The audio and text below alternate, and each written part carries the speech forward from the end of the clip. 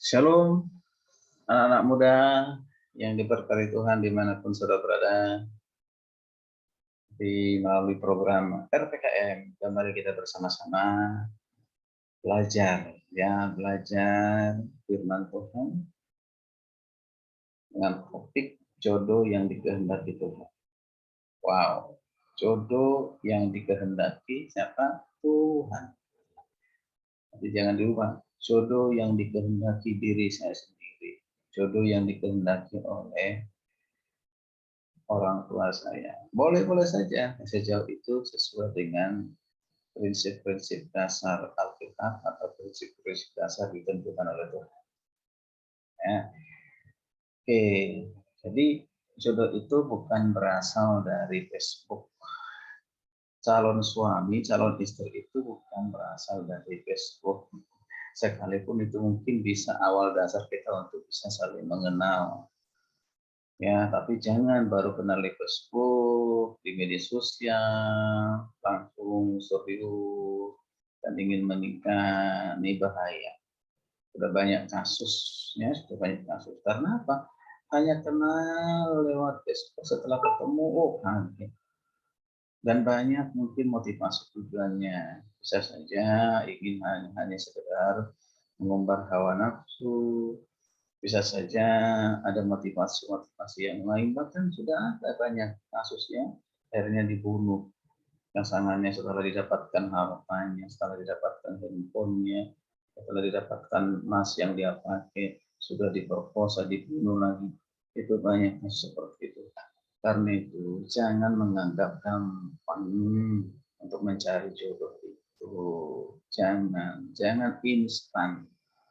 Ya, jangan instan. Sesuatu yang instan itu nggak enak. Butuh proses, butuh menunggu waktu Tuhan. Jangan bawa jalan pikiranmu, tapi bawalah jalan pikiran Tuhan. Ya, nah ini penting. Makanya itu penting sekali untuk belajar prinsip-prinsip ya, yang mengerti calon jodoh ya sesuai dengan apa yang Tuhan mau ya.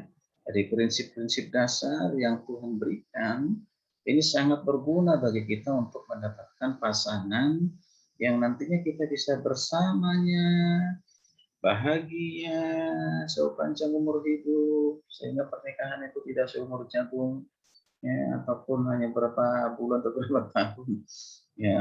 Jadi gampang aja cerai. Ini mempermainkan pernikahan, sama saja mempermainkan Tuhan, menyakiti hati Tuhan ya. Kalau terus-menerus lakukan seperti itu, ya engkau jadi penghuni neraka. Mengapa? Karena engkau nggak bertobat, hidup itu sesuai dengan firman Tuhan. Ya. Ya, sekalipun menjadi orang Kristen, tapi kamu Kristen KTP tanpa pertobatan, memilih jodoh aja kamu tidak ikuti kehendak Tuhan, tapi ikuti kehendakmu. Mungkin hanya berorientasi kepada harta, uang, dan yang lain sebagainya. Hati-hati, itu bisa merusak.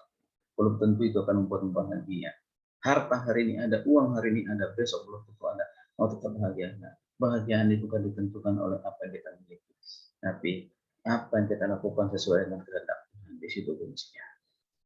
Ya, itu kuncinya. Mari kita perhatikan bersama-sama apa saja prinsip-prinsip dasar yang dikehendaki Tuhan. Apa saja prinsipnya? Yang pertama, tentu ini penting. Yang pertama adalah pasangan yang berlainan jenis. Pasangan yang berlainan jenis. Tuhan menciptakan Hawa berjenis kelamin perempuan untuk menjadi pasangan Adam yang berjenis kelamin laki-laki. Itulah sebabnya dikatakan ya di Kejadian 2:24 dan juga di Matius 19 ayat 5 dan ayat-ayat yang lain di Efesus 5:31 dikatakan begini. Sebab itu seorang laki-laki akan meninggalkan ayahnya dan ibunya dan bersatu dengan istrinya sehingga keduanya menjadi satu daging. Jadi ayat ini jelas mengajarkan kepada anak-anak muda, kepada kita semua bahwa pasangan yang dikehendaki oleh Tuhan adalah pasangan yang berlainan jenis, bukan pasangan yang sejenis. Ya misalnya pria dengan pria, wanita dengan wanita, Itu bukan kehendak Tuhan, itu kehendak manusia. Bahkan kalau ada gereja ya yang menyetujui hal demikian, maka itu bukan gereja yang sesuai dengan kehendak Tuhan, sudah berlawanan dengan kehendak Tuhan. Dari awal ada objek sekalipun kan hak asasi manusia. Kalau ada sampai negara ataupun siapa yang melegalkan demikian, aduh, ini bertentangan dengan firman Tuhan, jangan ikuti. Jadi pasangan yang sejenis justru dikecam oleh Allah. Dikecam oleh Allah di mana? Mari kita perhatikan. Yang firman Tuhan mengatakan demikian.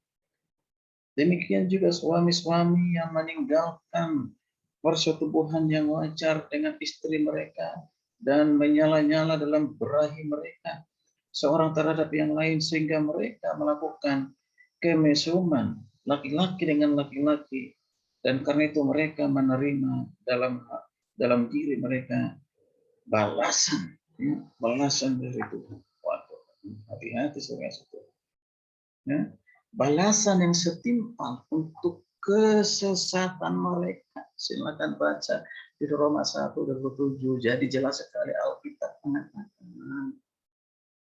Tuhan tidak berkenan, bahkan dikatakan Tuhan akan memberikan balasan kepada kesesatan orang-orang menikah dengan yang sejenis, perempuan dengan perempuan. Ya, laki-laki dengan laki-laki itu adalah pernikahan yang tidak sesuai dengan kehendak Tuhan, tidak sesuai dengan Alkitab. Itu harus ditolak. Maka pastikan dia nggak benar nggak wanita, dia benar nggak pria. Ya, dan pernah kasus itu ya, dalam satu gereja sampai pendetanya tidak tahu bahwa itu sejenis, jadi wanita dengan wanita. Wanitanya yang satu ya, dia berpose seperti pria dengan rambut pendek dan yang lain berpakaian seperti layaknya pria. Ya, akhirnya dinikahkan. Ini adalah kecerobohan, kehati-hatian. Makanya harus ada konseling pranikah. Ya, ini konseling. Hati. Di situ konseling pranikah itu kita tahu hal yang sangat pribadi pun itu bisa kita tahu. Ya, dalam konseling. Nah, jadi jangan sampai terjadi hal yang demikian. Itu menyakiti hati Tuhan, melukai hati Tuhan, maka menghancurkan hidup. Di dunia ini sekarang udah banyak pasangan, bukan saja pasangan dengan orang yang sejenis, tapi juga dengan benda. Ada lagi ya jodohnya adalah menara apel, gitu. Jodohnya dirinya sendiri, jodohnya binatang yang dia pelihara, jodohnya adalah rumahnya. Ini semua kesesatan. Ini semua dunia udah terbalik, tidak lagi mengikuti prinsip-prinsip kebenaran firman Tuhan. Jodoh itu sesama manusia, tetapi berbeda jenis, berbeda jenis kelamin maksudnya. Yang itu dari awal Adam dan Hawa sudah Tuhan ciptakan demikian. Ya. Tidak ada yang setengah pria, tidak ada setengah wanita. Ya. Jelas Adam Hawa. Adam dan Hawa itu adalah pria dan wanita. Itu Adam itu laki-laki, tadi udah jelas ayat Alkitabnya. Hawa itu wanita pun sudah sangat jelas. Jadi wanita inilah jodoh yang normal. Ini pertama. Lalu yang kedua, satu pria dan satu wanita. Pernikahan yang dikehendaki oleh Tuhan adalah pernikahan yang monogami antara seorang pria dan seorang wanita. Pernikahan monogami ini tidak hanya berlaku bagi para pemilik jemaat dan diaken saja seperti dikatakan 1 Timotius 3:2, 12, Titus 1:6, tidak, tetapi berlaku juga bagi semua orang percaya. Ketika firman Tuhan mengatakan demikian, sehingga keduanya menjadi satu daging, dari ayat yang sudah kita baca tadi. Ya, sehingga keduanya menjadi satu daging. Ini harus dimaknai sebagai hanya dua orang saja dan tidak ada orang yang ketiga. Juga bukan dalam pengertian dua menjadi satu. Di sini di tempat lain ada lagi dua menjadi satu yang lain. Firman Tuhan cukup jelas menerangkan kepada kita prinsip satu pria terikat hanya kepada satu istri, kecuali salah satu di antara mereka telah meninggal dunia. Ya, nah ini. Jadi Tuhan tidak menghendaki pernikahan itu ya beberapa pria, beberapa wanita. Di agama lain mungkin itu boleh. Dalam agama Kristen, ajaran Alkitab itu hanya satu pria, satu wanita. Itu prinsip dasar. Dan ini yang dikehendaki Tuhan. Satunya Adam laki-laki, satunya Hawa wanita. Apakah Tuhan tidak sanggup memberikan beberapa laki-laki, beberapa wanita? Tuhan sanggup. Tuhan bisa lakukan itu. Jadi kalau ada dalam perjanjian lama punya istri lebih dari satu, lebih dari suami lebih dari satu, ya ingat itu bukan keinginan Tuhan, tapi itu kehendak diri sendiri, tapi bisa diizinkan Tuhan. Tapi prinsip itu di zaman gereja, di zaman setelah Kristus datang tidak lagi berlaku demikian. Dasarnya sudah jelas juga ya di Kejadian, ketika perjanjian tentang Adam dan Hawa sudah jelas. Seharusnya dalam perjanjian lama juga demikian. Ya, sering Tuhan. Nah, kita perhatikan suatu firman Tuhan dikatakan dalam Roma 7:23 dan juga nanti saudara bisa baca ya di 1 Korintus 7 ayat 27 dan juga 1 Korintus 9 ayat 5. 1 Korintus 9 ayat 5. Dikatakan demikian. Sebab seorang istri terikat oleh hukum kepada suaminya selama suaminya itu hidup. Akan tetapi apabila suaminya itu mati, bebaslah ia dari hukum yang mengikatnya kepada suaminya itu. Jadi selama suaminya hidup, ia dianggap berzina kalau ia menjadi istri laki-laki lain. Tetapi jika suaminya telah mati, ia bebas dari hukum, sehingga ia bukan lagi berzina kalau ia menjadi istri laki-laki lain. Maksudnya apa di sini? Ya, kalau suamimu masih hidup, istrimu masih hidup, ya itu bersatu selama hidup di dunia ini. Ya tidak boleh bercerai, tidak boleh lagi menikah.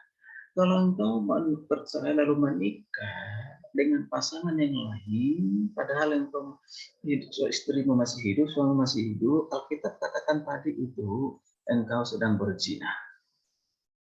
Engkau sedang apa? Berzina. Berzina seumur hidup. Ini Alkitab katakan, bukan saya. Alkitab. Ya.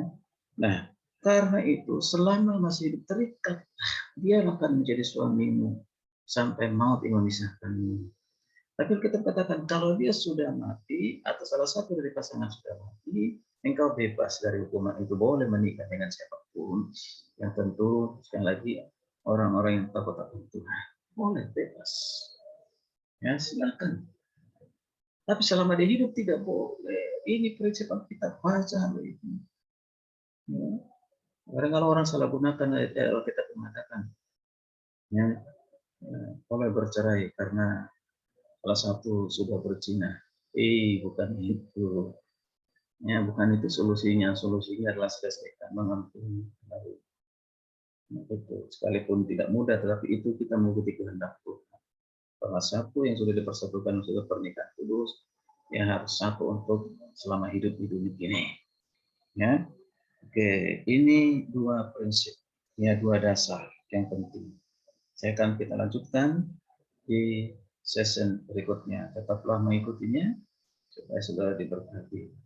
Haleluya, puji Tuhan. Shalom. Kami memberkati.